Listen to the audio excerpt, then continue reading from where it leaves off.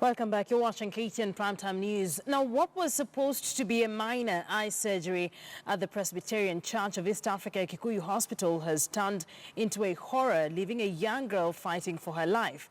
The surgery has left the girl without some of her teeth and on life support. KTN's Fahma Mohammed has been investigating and sought to find out what exactly happened. On this hospital bed, 11-year-old Karen Muthoni fights for her dear life. Unable to breathe on her own, she is now on life support. Karen's nightmare began when she was admitted to the Presbyterian Church of East Africa, PCEA Kikuyu Hospital's eye unit with an eye injury. She had been cut with a machete back home in Molo in the county of Nakuru. Karen's mother, Martha Wanjiku, was unable to pay for the medical expenses, so she appealed to well-wishers for help. Karen was referred to 2 other hospitals before being admitted to Kikuyu Hospital Friday evening. After undergoing surgery the very next day, her mother realized that something was amiss. Daktari wa surgery akaniambia mtoto tulimfanya upasuaji lakini hajaamuka vizuri.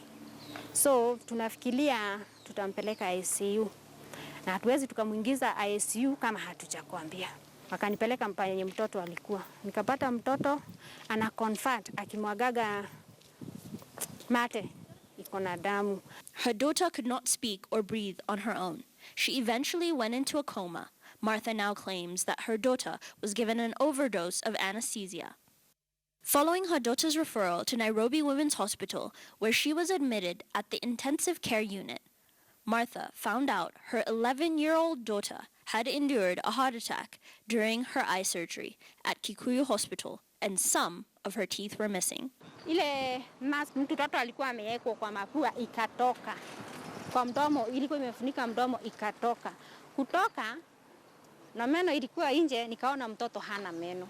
So nilimwangalia nikamuuliza, "Hey mtoto wangu, hauna jicho, hauna meno." Martha's efforts to get answers from Kikuyu Hospital were futile.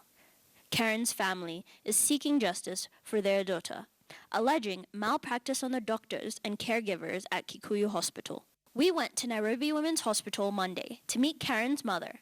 There, we found her former physician, a Dr. Wanyonyi, attempting to see her former patient. Dr. Wanyonyi was with an unnamed colleague and was trying to explain what had happened to Karen's teeth and how her health began deteriorating.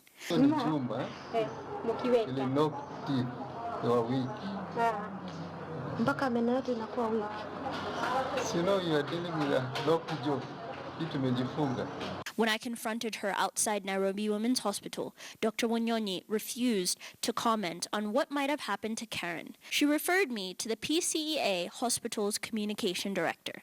In a text message, communications director at PCEA Kikuyu Hospital named Joel Jamhuri said the doctor explained to the mother what exactly happened. KTN News understands that PCEA hospital doctor had told Martha in a private meeting that if she wants to be paid off or she wants answers, she must speak to the administration of the hospital, not her.